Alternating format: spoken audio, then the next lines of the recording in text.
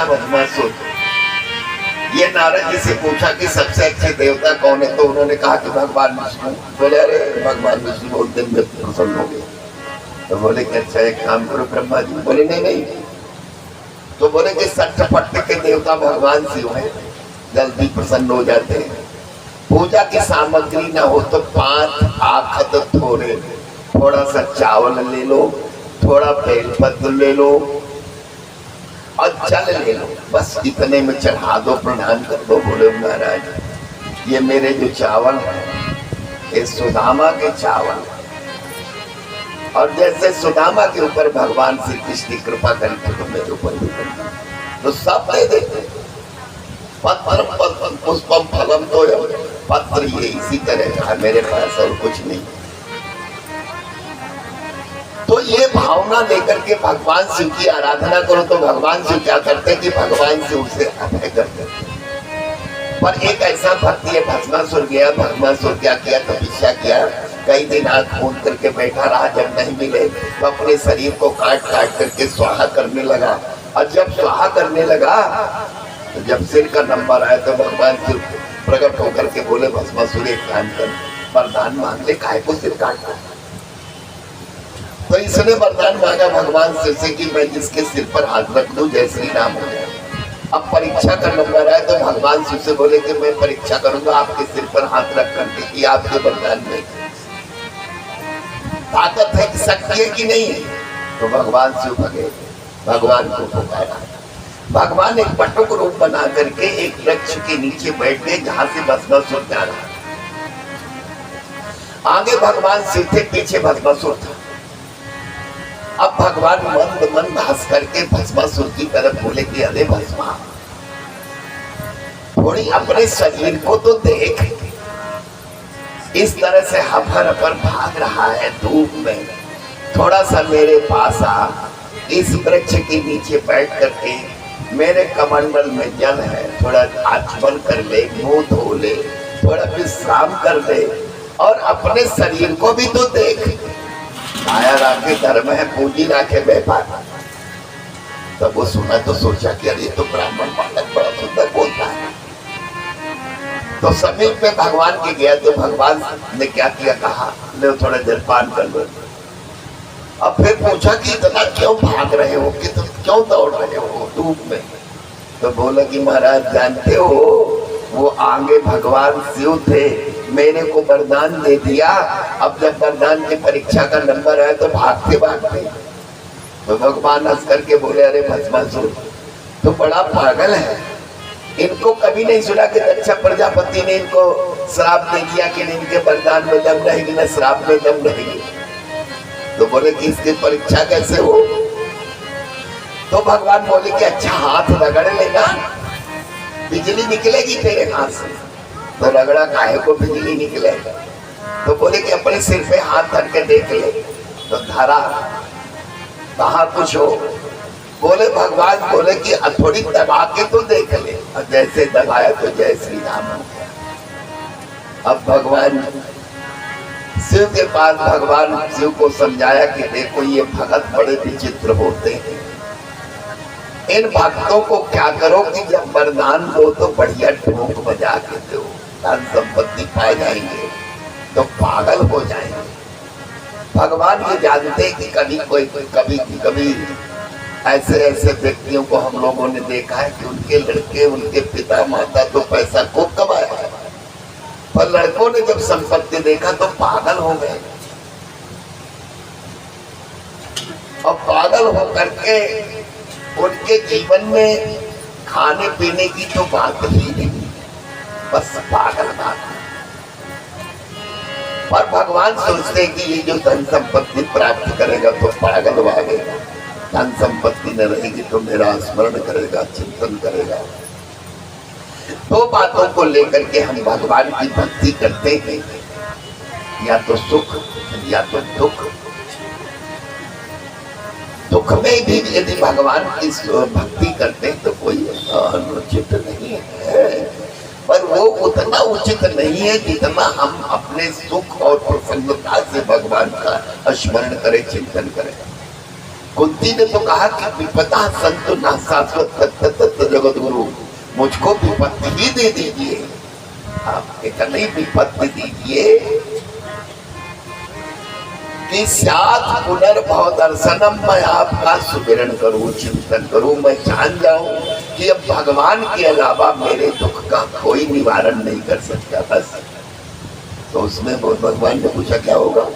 बोले सात पुनर्भव दर्शन, आपका दर्शन, बस और हमें कुछ नहीं चाहिए। और जिसके जीवन में ये भावना होती हो तो उसी को भगवान की कृपा प्राप्त होती है। यद्यपि हम लोग दुख चाहते नहीं है, भगवान से प्रार्थना करते हैं कि दुख ना देना, सुख न देना तो भी ठीक है, पर दुख तो ना ही देना। पर यदि कहीं हम दुख को क्या करें कि भगवान के स्मरण में लगा दें तो वो भी हमारी भक्ति हो जाती है। ऐसे जैसे कंस इत्यादि को भगवान ऐसे मिले हैं, इनको हमेशा ये लगता था कंस इत्यादि को कि कहीं भगवान खम्भे से प्रकट हो जाए, जल पीता था तो लगता था कहीं मछली न बन जाए, कहीं पृथ्वी घूमता था तो सोचता था भगवान बारह बन करके ना जाए। और ये स्थिति उसकी हो गई थी कि इतना भयभीत हो गया था कि सर्वत्र भगवान का ही चिंतन करता था। और ये ऐसे भी भक्ति होती है, दुख से भक्ति होती है, पर ये भक्ति बहुत कमजोर भक्ति है। सुख से प्रसन्न से जब खुश हो जाओ तब बैठ करके माला ले लो और फिर जपो। बिना माला के भक्ति नहीं होती है। जैसे बड़े बड़े सूरमा जो होते हैं ना, बिना अस्त्र शस्त्र के युद्ध नहीं जीतते, ऐसे ये भक्ति लाइन है। यदि इसमें हमारे जीवन में भगवान को प्राप्त करना है तो माला ले लो, सहारा ले लो, अब फिर माला से जीतोगे संसार में, काहे को जीतोगे। तो मैं आप लोगों को ये बता रहा था कि भगवान कृपा करते हैं। यस्य हम अनुग्रहिष्यामि हरिसे तद्धनम सनई, उसका भगवान ग्रहण कर लेते हैं। देखो इसमें तीन देवता में सबसे अच्छे देवता कौन है? ये भृगु जी को सौंपा गया। तो भृगु जी ने क्या किया कि ब्रह्मलोक गए, शिवलोक गए और भगवान शिव को प्रणाम नहीं किया, ब्रह्मा जी को प्रणाम नहीं किया, बस और कुछ नहीं किया। और ये दोनों देवता बहुत नाराज हुए। पर महाराज प्रभु जब भगवान विष्णु के पास गए तो उनके वक्षस्थल पर अपना चरण मारा। तो भगवान क्या किया कि उठ करके और उनके चरण को दबाने लगे। बोले अरे प्रभु, आप इतने बड़े त्यागी तपस्वी महापुरुष हो, अब आपका मेरे वक्षस्थल पर आपका चरण पड़ा, मैं धन्य हो गया। प्रभु जी के चरण दबाने लगे। देखो इसकी वैज्ञानिकता यह है कि जो शांत है और जिसके जीवन में किसी प्रकार की उद्विग्नता नहीं है, और ऐसे देवता कौन है? विष्णु है, जो शांताकार है और उनकी ही पूजा होनी चाहिए। क्रोधाकार क्रोधी व्यक्ति की पूजा नहीं होती है। और उन्होंने आकर के समझाया कि सबसे अच्छे देवता भगवान विष्णु हैं, उनकी पूजा करो।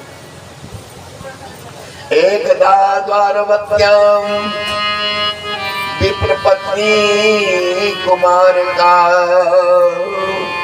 एक बार द्वारकापुरी में एक ब्राह्मण गया तो सुधर्मा सभा में भगवान विराजमान थे। बड़ी सुंदर कथा की ये झांकी है। देखो भगवान श्री कृष्ण सुधर्मा सभा में विराजमान थे। नील मणि जैसा सुंदर भगवान का स्वरूप जो है जगमगा रहा था और संपूर्ण सुधर्मा सभा इस तरह से सुशोभित थी। और उसी में जाकर के ब्राह्मण देवता बोले कि महाराज मेरे एक पुत्र हुआ, दो पुत्र हुआ, तीन पुत्र हुए, पर कोई ऐसी शक्ति आती है कि मेरे पुत्रों का 100 सहित लेकर के चली जाती है। और इस कारण मैं हमेशा पुत्र पुत्र व्याकुल घूमता हूँ, दुखी हूँ। और इस कारण मैं दीन हो गया, दरिद्र हो गया, गरीब हो गया।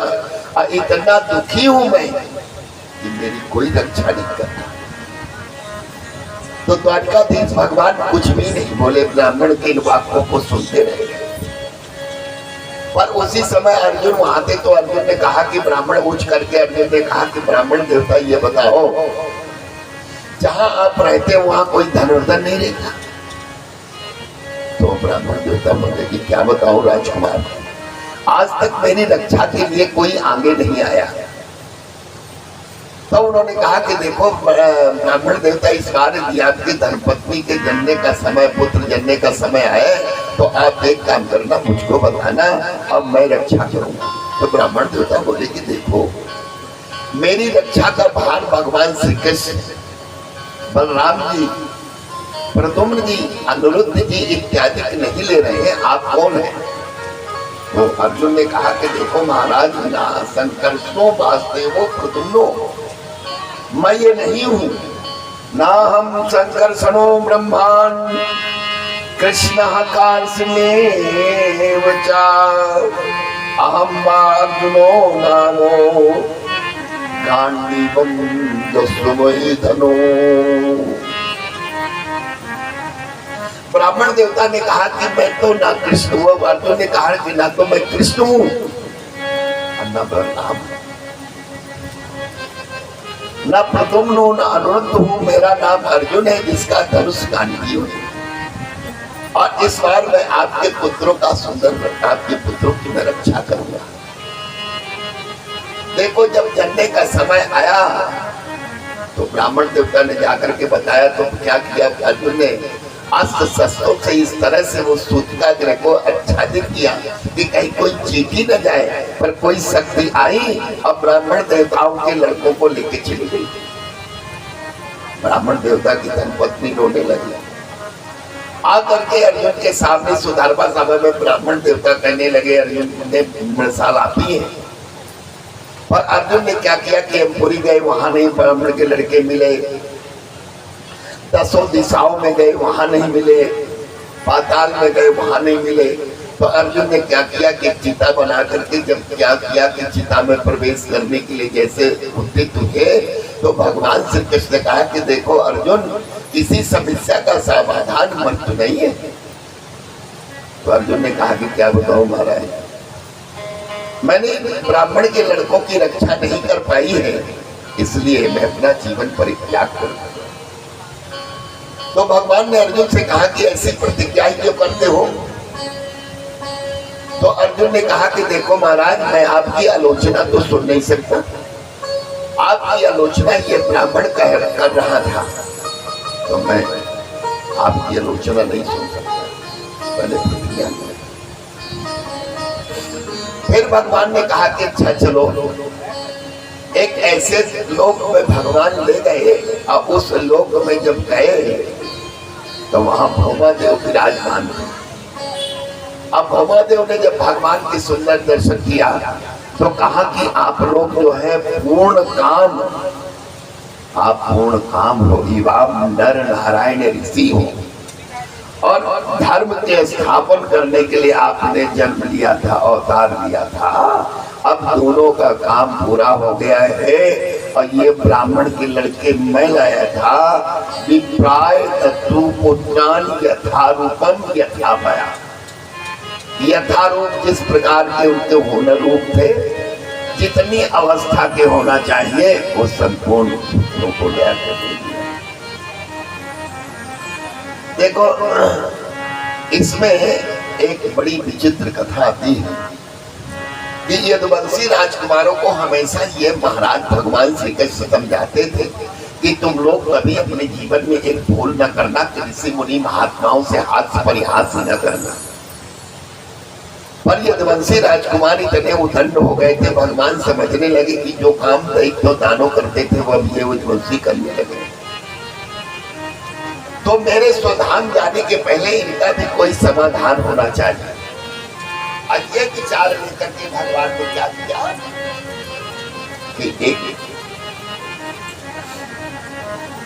ऋषि मुनि महात्मा तीर्थयाटन कर रहे थे, तो शाम को महिला बना करके ये यदुवंशी राजकुमार ले गए अब बोले ऋषि मुनि महात्माओं से पूछा कि आप लोग बड़े सिद्ध हो, बड़े महात्मा बने हो, त्यागी हो, तपस्वी हो, आप लोग ये बताइए कि ये जो महिला है स्वयं पूछने में संकोच करती है, ये लड़की जनेगी कि लड़का जनेगा। तो वो जानते थे कि आखिर ये लड़के हैं, पर उनको ये मालूम नहीं था कि इसमें दुर्वासा ऋषि भी। तो कई बार हटाया, पर दुर्वासा ऋषि ने पूछा कि अच्छा ये लोग पूछते क्या है। तो जब उन्हें मालूम हुआ तो यदुवंशी राजकुमारों को बैठा करके कहा कि देखो, ना ये लड़की जनेगी और ना लड़का, ये तुम्हारे कुल का विनाश है। जब उन्होंने देखा, देख लो तब तो देखा, खींचा उसको और घिस करके समुद्र में फेंक दिया। समुद्र के किनारे जो घास होती है, जैसे नदी के घास को हम लोग क्या बोलते हैं, गुदली बोलते हैं, ऐसे समुद्र के किनारे वाली घास को एड़क बोलते हैं। तो वो एड़क में लग गई। आपस में ये अपशब्द बोल करके एक दूसरे के साथ जो है व्यवहार किया। ने जिस तरह से बांस के रगड़ से अग्नि उत्पन्न होने के बाद वो स्वयं बांस नष्ट हो जाता है, ऐसे सब नष्ट हो गए। एक दिन वसुदेव जी ने नारद जी से पूछा कि महाराज भागवत धर्म क्या है। देखो ये बड़ा सुंदर गंभीर प्रश्न है। जिस धर्म को हम लोग लेकर के पूजा पाठ करते हैं, ध्यान धारणा करते हैं, और वही भागवत धर्म है। तो उन्होंने बताया कि देखो, जिस तरह से तुमने मेरे से प्रश्न किया है, तो नीवी महाराज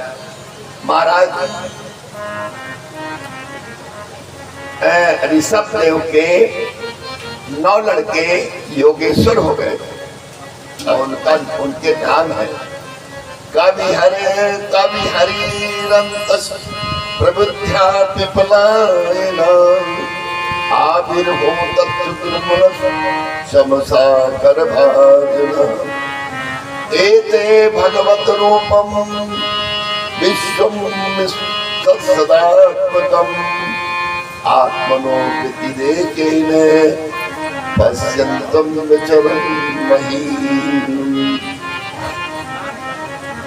ये 9 लोग थे। पहले का नाम है कवि, दूसरे का नाम है हरि, तीसरे का नाम है अंतरिक्ष, चौथे का नाम है प्रबुद्ध, 5वें का नाम है पिपलायन और 6ठे का नाम है अभिहोत्र, फिर द्रुमल, अचामस, अकरभाजन।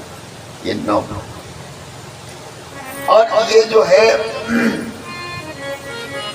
ताएते भगवत रूपम, ये भगवत रूप है। और ये विश्वम सदात्मा, विश्व में क्या करके सद आत्मा अपने जैसे सत मान करके संपूर्ण विश्व में विचरण करते हैं। व्यतिरेक का मतलब होता है किसी प्रकार का कोई संसार में इनके आवागमन में व्यवधान नहीं। और ऐसे जो है,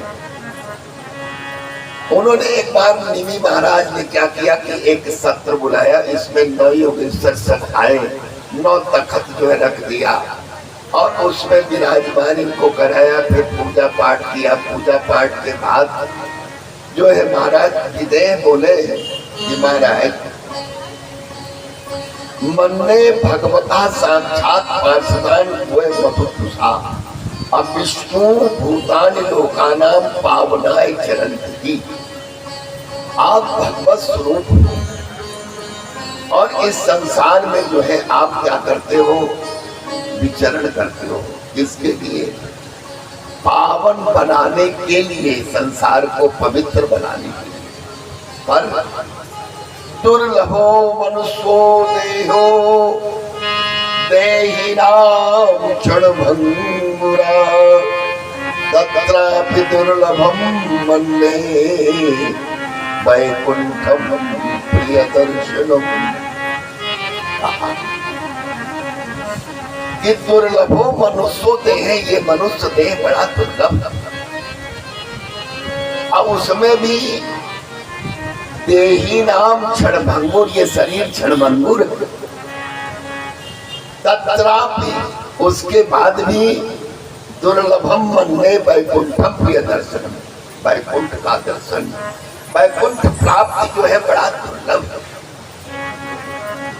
अब ये बताइए कि आपसे मैं पूछता हूं कि अत्यंतिकम क्षेमम प्रक्षमो भवतो नघा संसार इसमें क्षणार्धोऽपि सत्संग सेवा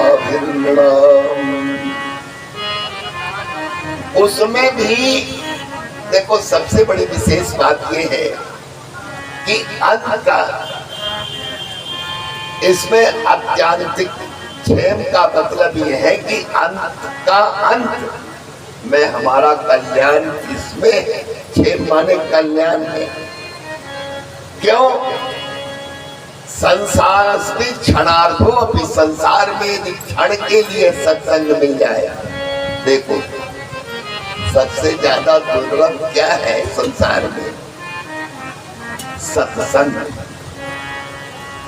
और यदि कहीं जीवन में हमें सत्संग क्षण के लिए भी मिल जाए, क्षणार्ध बोलते हैं, क्षण का भी आधार, अब वो भी मिल जाए तो इस तरह से हमारा कल्याण बहुत नजदीक हो जाता है। एक दोहा में गोस्वामी जी ने सुंदर कांड के सुंदर सत्संग की महिमा की एक कितनी सुंदर बात कही कि धातु स्वर्ग अपवर्ग सुख अधारिय तुलाय गयंग अतुलनता सकल मिली जो सुख लव सत्संग। इतना स्वर्ग अपवर्ग इत्यादि का जो सुख होता है बड़ा उच्च कोटि का होता है, और उसमें भी यदि हमें भगवान के महापुरुषों की संगत मिल जाए, क्षणार्ध में मिल जाए, तो क्या होता है कि उसमें हमारा कल्याण सेवार्थिर्न नाम। मनुष्य जब सेवन करता है तो क्या होता है? वही आध्यात्मिक जो सुंदर कल्याण, आध्यात्मिक कल्याण उसी में है। और बस संसार में तो लोग सत्संग नहीं मिलता। जब इस तरह से उन्होंने सुना तो कवि नाम के जो योगेश्वर थे, वो इतना सुंदर बढ़िया ढंग से, देखो ये बहुत लंबी लाइन है पर एक श्लोक की व्याख्या बताई। मन्ये कुतचित भयं मद्गतस्सो पदाम्बुजोपासन अत्य नित्यम् उद्विग्न बुद्धे सदात्मभावात् विशुद्धात्मना यत् निवर्तते भी। उन्होंने कहा कि देखो मन्ये कुतचित भय अद्गतस्सो, हमें क्या करना चाहिए कि अच्युत भगवान की पूजा करना चाहिए। अच्युत माने होता है भगवान, च्युत माने होता है गिरना, और जो नहीं गिरता, जिसको हम लोग बार बार छोड़ते हैं, बार बार ध्यान नहीं देते, पर वो हमारा कितना संभालते हैं, सजाते हैं। हमें जगह जगह पर भगवान क्या करते हैं कि पकड़ते हैं। जैसे कोई माता पिता किसी बालक का पालन पोषण करे, उसके कल्याण के लिए विशेष ध्यान दे, और फिर उसकी लाइन को देखे तो बार बार क्या करे कि समझाए बुझाए और उसको पकड़े और सही दिशा में ले जाए, और वही अच्युत भगवान की पूजा। उद्विग्नता का क्या करना चाहिए कि परित्याग करना चाहिए। पर यदि हमारे जीवन में ये नहीं हो सकता तो हम लोग क्या है कि कर्म करने के अभ्यासी हैं, तो एक काम करें कि जो भी करें तो अच्छा करें, पूरा करें। हमारे जीवन में जो कुछ भी हो, कभी कभी अच्छे भी हो जाते, कभी बुरा हो जाता है, पर हम वो कर्मों को क्या करो, यद्यत् सकलम परस्मै नारायणे समर्पये तदो उन कर्मों को भगवान में समर्पित कर देना। और तीसरी बात अर्जुन को भगवान श्री कृष्ण ने कहा है कि युद्ध रूपी विभिषका का जब भगवान ने अर्जुन को निर्देश किया तो अर्जुन ने प्रत्यर्पण कर दिया। बोले वो युद्ध भी करना है तो किससे? अपने संबंधियों से। और ऐसे व्यक्तियों से युद्ध करने के लिए मैं क्या करूंगा? राज्य लेकर के क्या करूंगा? धन लेकर के क्या करूंगा? संसार में मुझको कौन सा सुख शांति मिलेगी? तो प्रत्यर्पण कर दिया। पर भगवान ने कहा कि नहीं नहीं नहीं, प्रत्यर्पण न करो। तो बोले क्या करो? बोले युद्ध करो। तो बोले इतना गड़बड़ काम करो? बोले नहीं, इसमें तुम्हें सबसे सुंदरतम काम क्या करना है कि माम अनुस्मर युद्ध चा, मेरा स्मरण करो और फिर युद्ध करते चले जाओ। तो ये युद्ध नहीं होगा, ये बल्कि तुम्हारे जीवन की एक साधना होगी। तो तुम क्या करो कि साधना करो, और यही एक सबसे सुंदरतम उपाय है। देखो इसमें भगवान की प्राप्ति के 4 माध्यम है। भगवान के लिए गाओ, भगवान के लिए नाचो, भगवान का नाम लो और भगवान के लिए रो। संसार के लिए मत रो, भगवान बिना रोए नहीं मिल सकते, भगवान के लिए रोना चाहिए। कबीरदास जी का एक प्रसिद्ध दोहा है। कबीरदास जी एक बार बोले कि सुखिया सब संसार है, खावे और सोवे, दुखिया दास कबीर है, जागे और रोवे। बोले दुखिया दास कबीर जागता है, रोता है। भगवान के लिए रोदन करना चाहिए। और गायन लज्जो विचरेद संगा, लज्जा छोड़ करके गाओ, असंग रहो, किसी से आसक्ति मत रहे। ध्यान दो इसमें, असंग का मतलब है कि हमें रहना एक संसार में, असंग रहना, आसक्ति हमारी न रहे। एवं मृता सुकृत नाम कीर्तया, जाता अनुरागो युत चित्र उच्चई, हसत रोदत रोद गायन, उन्मत्त नृत्य लोकबार। उसका इतना सुंदर स्वरूप हो जाता है कि सब कभी कभी हंसने लगता है, कभी नाचने लगता है, कभी गाने लगता है। यही भगवान की सुंदर एक स्थिति। अब हरि से पूछा, देखो ये 9 पॉइंट है, 9 पॉइंट बहुत लंबा विषय है और बहुत महान गंभीर भागवत का एक सर्वोत्तम जो है प्रसंग माना जाता है। वेद स्तुति पुराण पंचाध्याय, वैसे तो दशम स्कंद संपूर्ण भागवत ही मानी जाती है। दशम स्कंद भागवत की कथा है जो 4 दिन सुनाई जाती है, वो कथा की भूमिका सुनाई जाती है। कथा ये 3 दिन होती है। इसमें भगवान श्री कृष्ण की कथा है ये। तो इसमें हरि से बोले, उन्होंने कहा कि महाराज ये बताइए, अथ भागवतम ब्रूतो यद धर्मो या कृष्णाम यथाचरन् यद ब्रूतो ये लिंगे भगवत प्रिया। उन्होंने कहा कि देखो भगवान की जो प्रिय भक्त है, उच्च कोट के भक्त, देखो उच्च कोट के जो भक्त हैं वो कैसे रहते हैं, उनका स्वरूप कैसा है ये बताइए। देखो उन्होंने कहा सर्वभूतेषु या पश्येत् भगवत भावम् आत्मना, भूतानि भगवत आत्मन् एष भगवतोत्तम। उत्तम कोट का भगवान का वो भक्त होता है जो पश्येत् भगवत भावम, संपूर्ण जीव में भगवान को देखे, वो दूसरे को न देखे, भगवान को ही देखता है।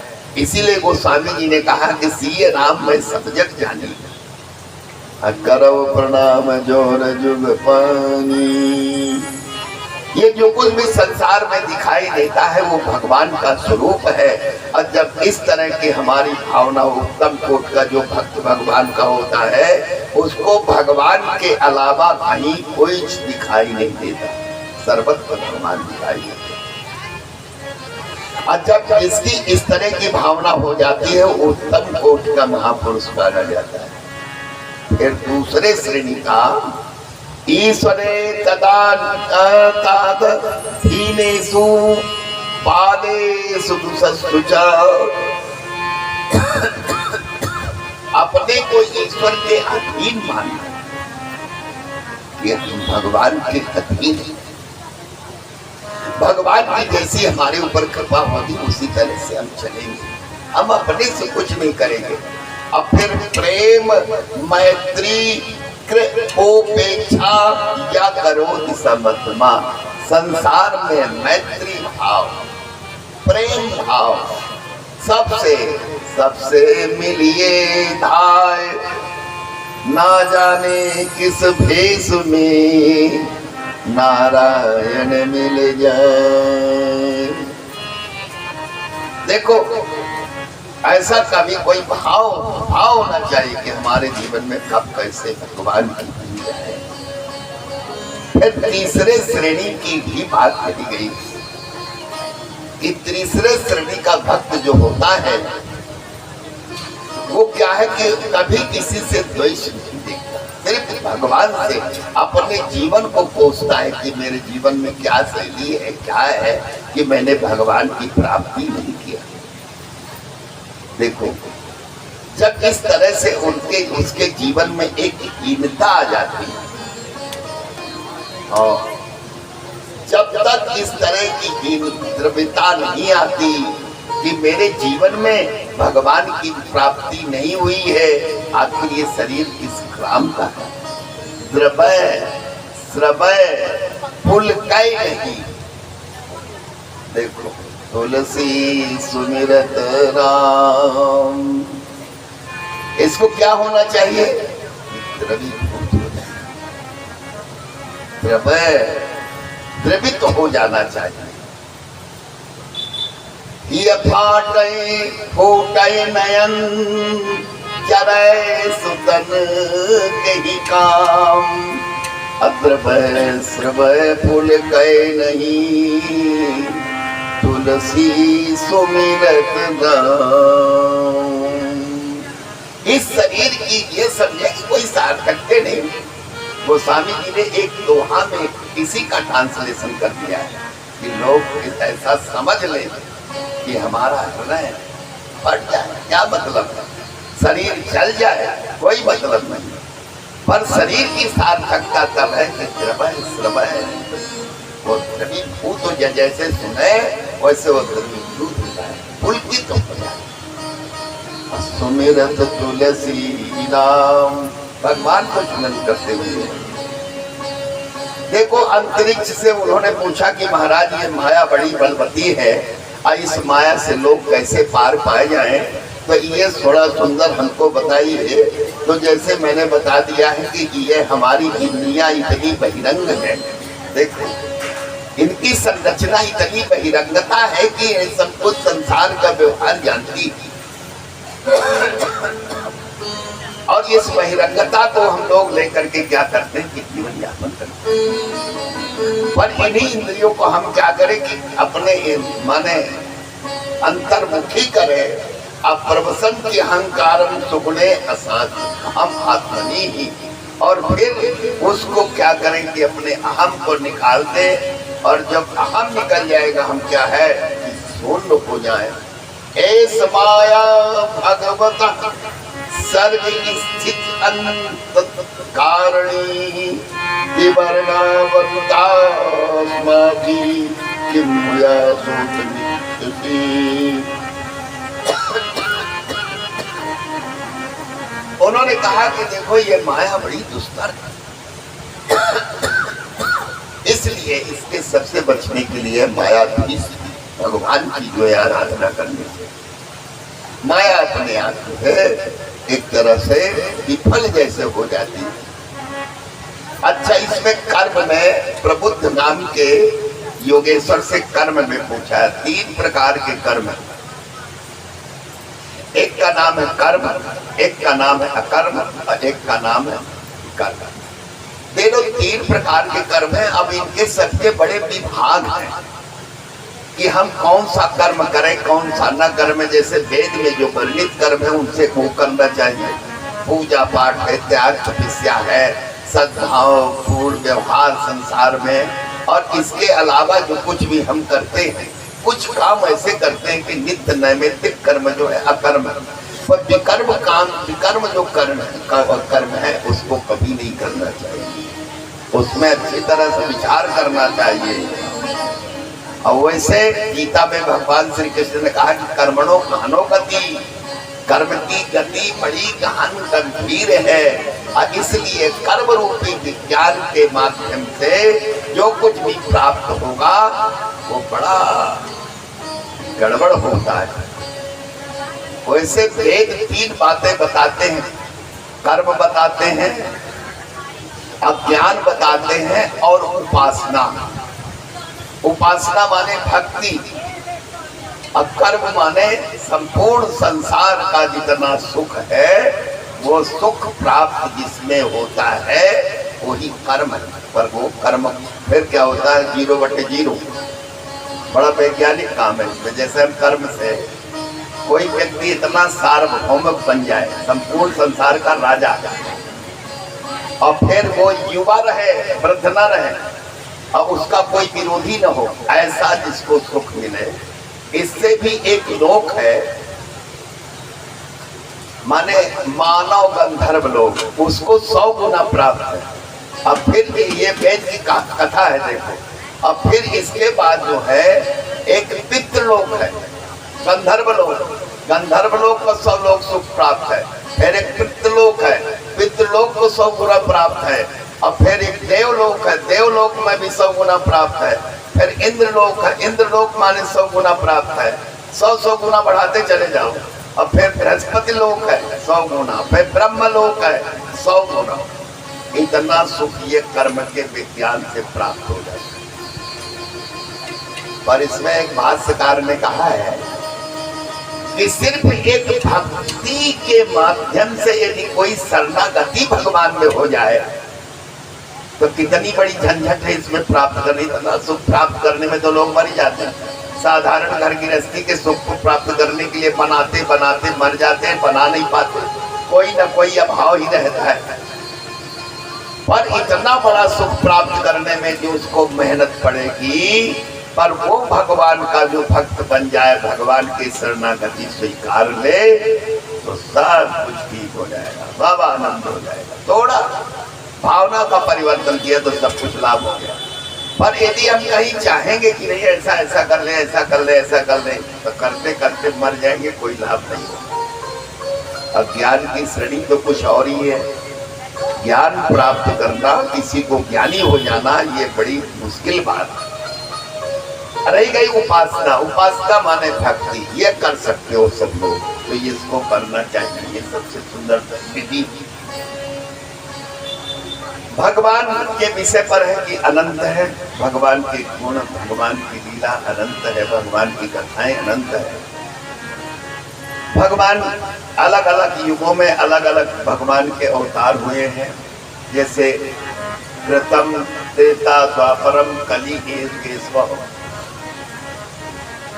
भगवान जो है सतयुग में भगवान शुक्ल वर्ण के हैं, चतुर्बाहु हैं, जटा धारण किए हैं, बलकांबर धारण किए रहते हैं, और वो जो है सुंदर मृगछाला के रूप में वो लिए रहते हैं एक आसन पर।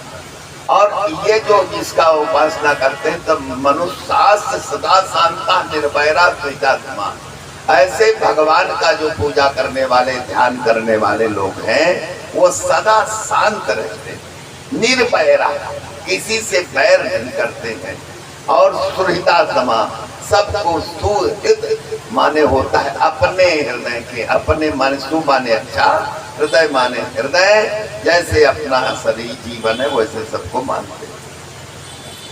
अब दूसरे युग में त्रेतायाम रक्त वर्णो सो चतुर्बाहुत मेखलाम, त्रेता युग में भगवान जो है चतुर्बाहु के हैं और 3 मेखला, जैसे ये बना है ना, ये 3 मेखला, ये वही है, त्रेता का धर्म है।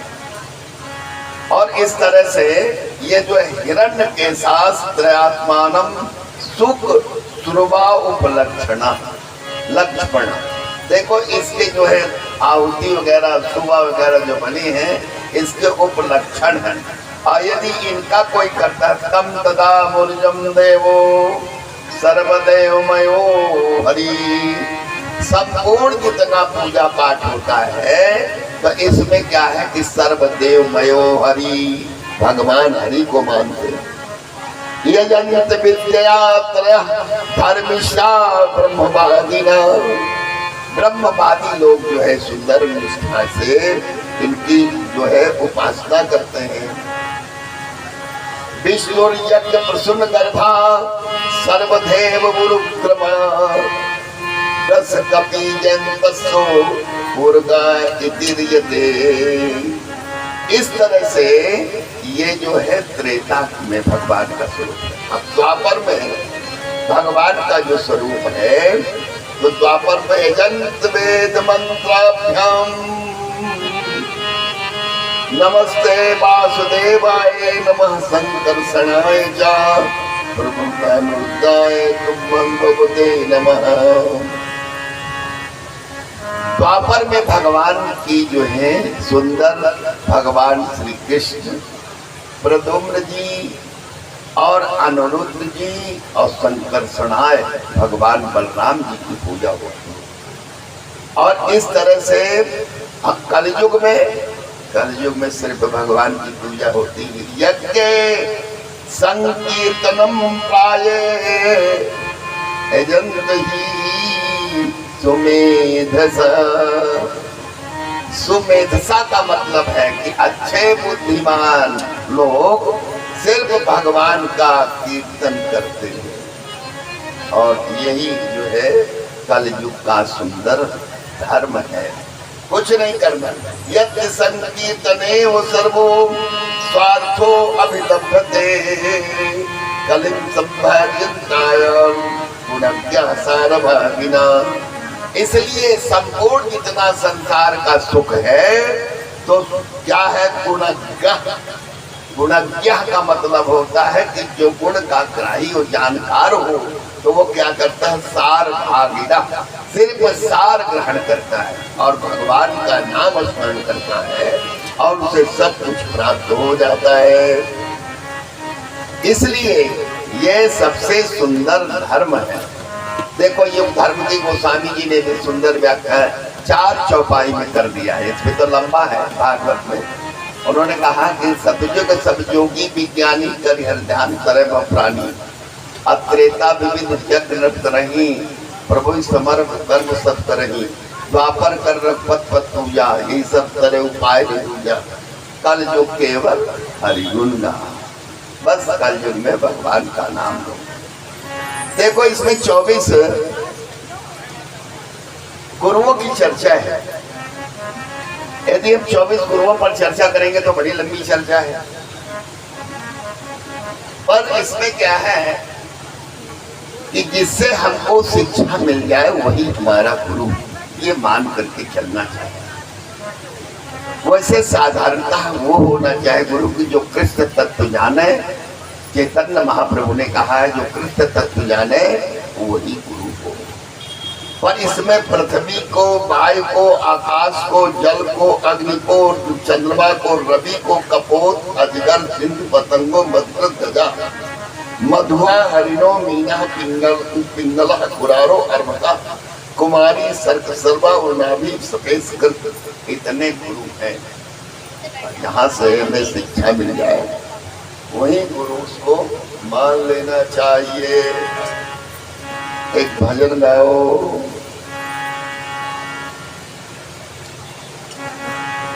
माँ आज ठंड है थोड़ी बहन माई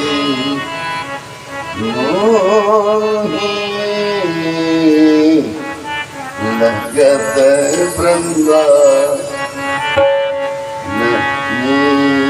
को सब लोग गाना मेरे साथ मोहे लगतो वृंदावन को।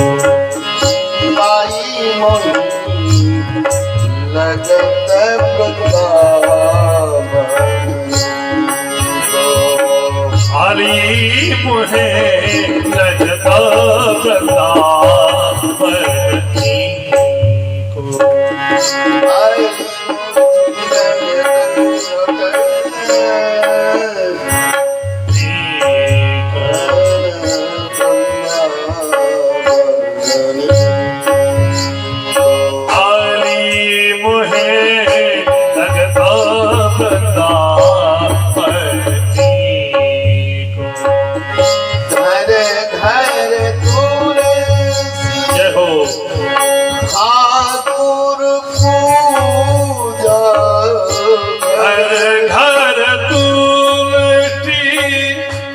ठाकुर पूजा दर्शन को बिंदु के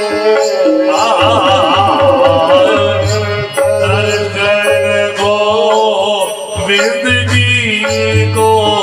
आली मोहे लगतो वृंदावन को। आली मोहे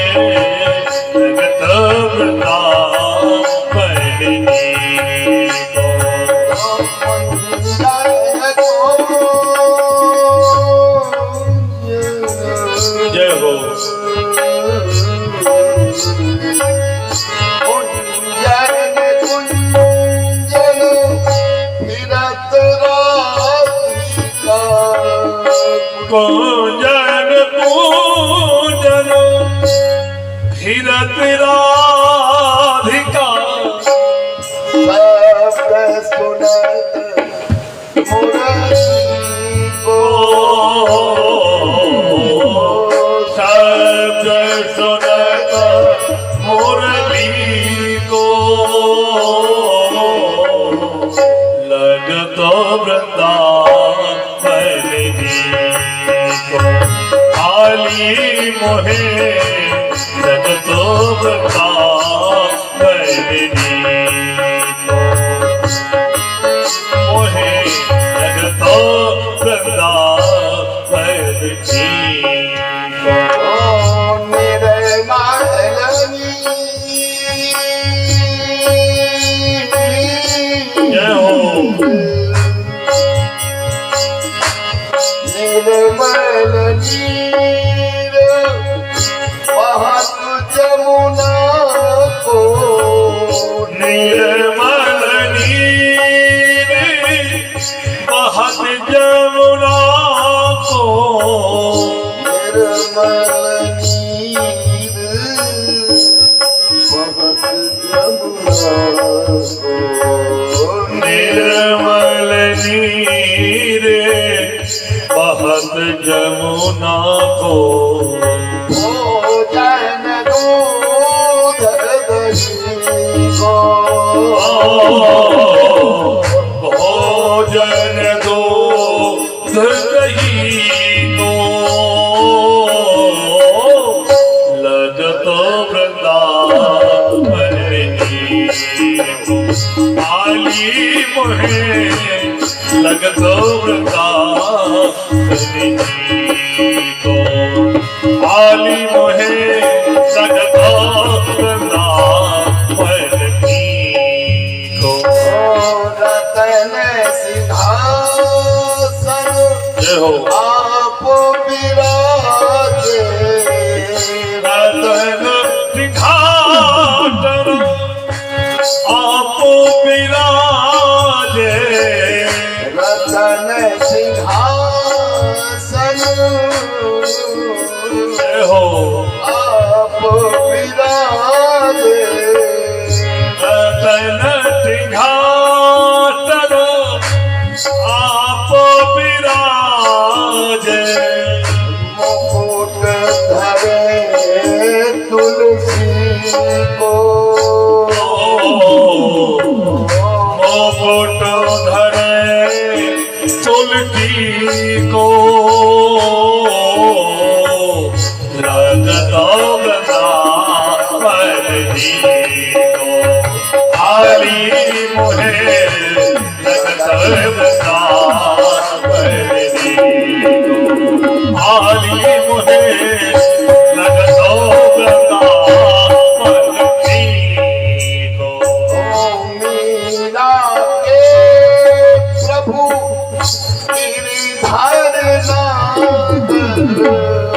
मीरा के प्रभु गिरधर नागर मीरा के प्रभु गिरधर नागर मीरा के प्रभु गिरधर नागर भजन बिना नर को भजन बिना नर को लगतो वृंदावन जी आली मुहे लगतो वृंदावन जी आली मुहे लगतो वृंदावन जी लगत वृंदावन जी को लगते वृंदावन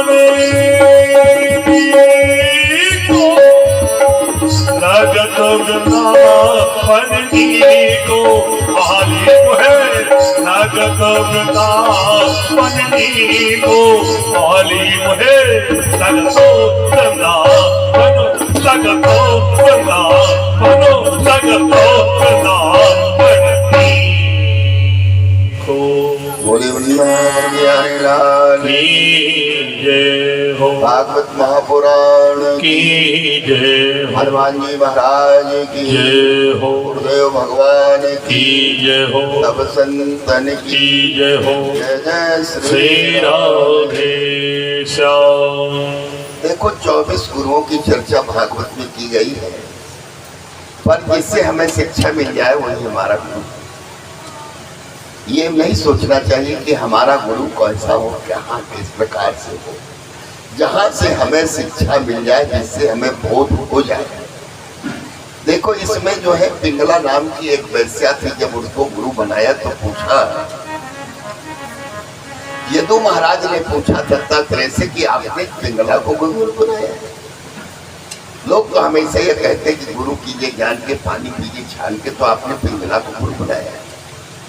तो उन्होंने कहा कि मुझे वो पिंगला से इतना सुंदर ज्ञान प्राप्त हुआ, तो मैंने जब उनसे ज्ञान प्राप्त किया तो मैंने उसको गुरु बना लिया।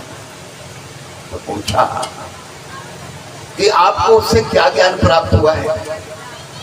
तो कहा कि पिंगला ने क्या किया कि पिंगला ने सारा दिन जो है अपने मित्र की प्रतीक्षा में बैठी रही, पर उसे मित्र नहीं मिला। तो शाम के वक्त उसने पिंगला ने एक सुंदर गीत गाया और कहा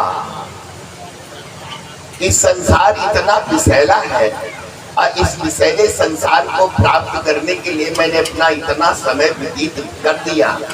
यदि कहीं इसी समय में मैं भगवान का नाम लेती, भगवान की कथा सुनती, तो मेरे जीवन की एक सार्थकता हो। संसार इतना विषैला है, देखो संसार इतना विषैला है कि इसके अलावा इसमें कोई क्या है। यदि कभी कोई व्यक्ति हमसे प्रसन्न हो जाएगा या हमें कुछ देगा या हम उसको देंगे, तो इसके अलावा क्या दे सकते हैं।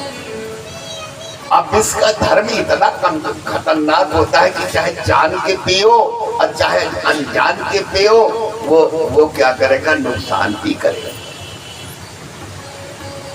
तो उन्होंने कहा, दत्तात्रेय जी ने कहा कि मैं इसलिए पिंगला को गुरु बना लिया, मैंने समझ लिया कि संसार बड़ा विषैला है, इस विषैले संसार को परित्याग, जितना परित्याग करोगे उतना प्रसन्न रहोगे, और जितना इसके प्रति हमारा आकर्षण होगा उतने हम लोग विषैले हो जाएंगे। और जब हमारे जीवन में विषय बन जाएगा, विष माने होता है जहर, और जहर जब चढ़ जाएगा तो वो हमारा विनाश के अलावा क्या करेगा, सिर्फ हमारा विनाश ही होगा। इसलिए उन्होंने कहा कि मेरे सबसे अच्छे गुरु कौन है, ये पिंगला। देखो दूसरा गुरु उन्होंने क्या किया, चील को बनाया है। चील का क्या मतलब होता है? चील क्या किया कि एक सड़ा गला मांस लेकर के उड़ा है, तो कुछ कौवा देख लिए तो कौवा क्या करेंगे कि मांस के लोभ के कारण चील को क्या करने मारने लगे। अब चील क्या करता था कि चील तो स्वयं मार नहीं सकता था, वो चूंकि मांस का टुकड़ा अपने चोंच में दाबे था, अब उसको कौवा मार रहे थे, वो सब सह रहा। पर जब उसको मारते मारते कौवा परेशान कर दिया, अब उसके मुख से मांस का टुकड़ा छूट गया, और जैसे छूटा तो वो निशंक होकर के एक डाली में बैठ गया, और नीचे क्या किया कि नीचे जो है वो मांस का टुकड़ा जैसे गिरा तो उस मांस के टुकड़े पे वो कौवा लग गए। तो उन्होंने कहा कि हम इससे जो शिक्षा लिए, इससे ये शिक्षा लिए कि जब हम अपने जीवन में संसार की वासना लेकर के चलते हैं तो हमारे जितने संबंधी होते हैं वो हमें बहुत परेशान करते हैं। अब ना हम उनसे कुछ लड़ सकते क्योंकि संसार की वासना हमारे जीवन में, तो कहीं ना कहीं हम इनको पुत्र मानते हैं, कहीं पौत्र मानते हैं, अपना संबंधी मानते हैं। भाई इनका व्यवहार इस तरह का है, कौवा की तरह व्यवहार है, और इस व्यवहार को हम लोग क्या करते हैं कि सहते रहते हैं। पर जब इसको हम छोड़ते हैं, जैसे किसी की धन संपत्ति को देख करके संबंधी लोग पहले लड़ते हैं, अब फिर जब माता पिता सोच लेते हैं कि चलो जाने दो इसको, तो फिर आपस में लड़ते हैं, आपस में लड़ करके कहते हैं कि ये मेरा इतना है, मेरा इतना है, मेरा इतना है। तो कहा कि मैंने इस चील को गुरु बना लिया, मैंने ये मान लिया कि संसार की वासना बड़ी दुर्गति का कारण है, और इसलिए अब संसार का वास्ता मैं अपने जीवन में नहीं धारण करूंगा, और निशंक होकर के, असंग होकर के और संसार में विचरण करूंगा।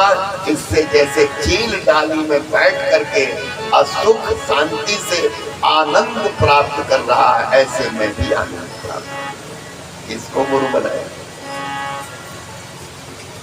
एक अजगर को गुरु बनाया। देखो, अजगर करे न चाकरी, पंछी करे न काम, अब दास मधु का कह गए सबके दादा नहीं। अजगर खाता क्या है? अजगर का मतलब है अज माने होता है बकरी, और जो सीधे बकरी को निकल जाए, लील जाए, उसको बोलते हैं अजगर। पर वो खाता वही है, भगवान उसको देते हैं। ये देखो पूरे भारत में ये दोहा प्रसिद्ध है, पता नहीं कैसे प्रसिद्ध है, जहां हम जाते हैं वो सब दोहा बताते हैं कि मधुदास का दोहा। न उस समय कोई टीवी था, न दूरदर्शन था, पर संसार के लोग जानते ही दोहे को बोलते हैं कि ये मत चिंता करो कि हमारे भोजन प्रसाद का इंतजाम हम ही कर रहे हैं। हमारे भोजन प्रसाद का इंतजाम जो है कहीं न कहीं भगवान करते हैं, और इसलिए सिर्फ भगवान का भजन करना चाहिए, भगवान का चिंतन करना चाहिए, भगवान पर भरोसा रखना चाहिए।